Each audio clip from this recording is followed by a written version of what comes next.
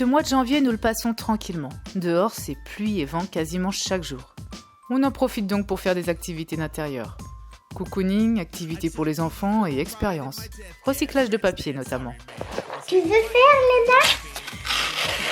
Vu le nombre de feuilles que les grands utilisent pour écrire ou dessiner, pourquoi pas en recycler un peu de temps en temps.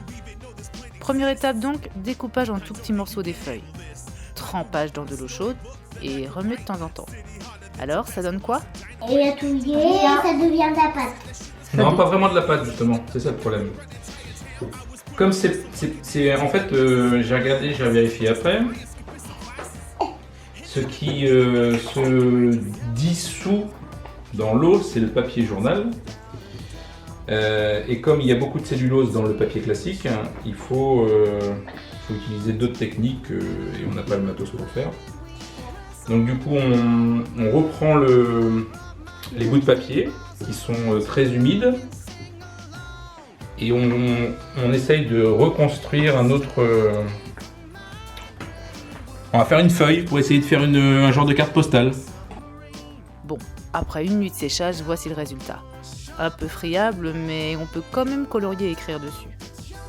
Le résultat est pas miraculeux, mais l'expérience était quand même sympa pour les enfants.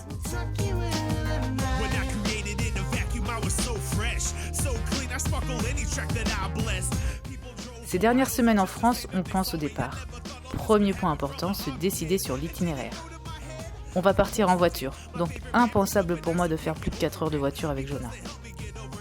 Première option, on longe la Suisse, on passe par l'Italie du Nord, on passe par Venise et on traverse la Croatie. D'abord la Slovénie. D'abord la Slovénie, ensuite la Croatie.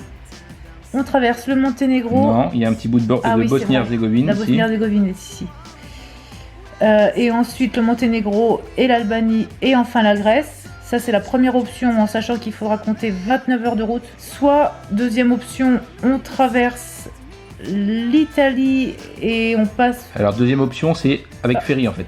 Avec l'option avec ferry, on traverse l'Italie, on va jusque dans le sud de l'Italie, qu'on n'a pas fait, on aurait même pu passer... Jusqu'à Bari. Ça aurait été dommage de passer là et puis pas passer par Rome qu'on n'a pas visité. Mais bon. Bref, ça c'est l'option la plus rapide. Jusqu'à Bari et ensuite on prend... À Bari on prend un ferry. Donc soit donc en Albanie, soit effectivement le ferry qui nous emmène, qui passe par Corfou ou directement jusqu'à Igoumenitsa.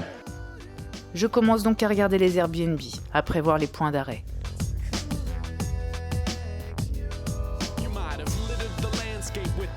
Allez, un de réservé, hein. Encore 5 ou 6 escales et on sera en Grèce. Les enfants aiment bien regarder avec nous. Ça leur permet ainsi de se préparer à ce départ, à ces heures de trajet. Ils commentent les maisons, donnent leurs avis. Ça me semble important qu'ils s'impliquent. Ils sont au cœur du projet et plus ils se sentent acteurs, mieux ils l'acceptent. Il est aussi temps de faire un dernier tri, ce qu'on emmène, ce qu'on n'emmène pas. Les jouets ont déjà été triés après Noël, maintenant les vêtements. Nous sommes en plein hiver, mais on est censé aller vers plus de douceur et de soleil. Il nous faut donc garder encore 2 pulls chacun et les manteaux d'hiver. Mais pensez aussi à ramener des affaires plus légères de printemps-été. Il faut faire le tri, mon chat ? Non, ça on l'emmène pas. D'accord. On l'emmène pas. Ça on l'emmène pas. Tu peux prendre 2 pulls, c'est tout. Pour Jonah, nous n'emmenons pas grand-chose. Ses habits de 6 mois. Inutile d'acheter plus. Nous achèterons sur place.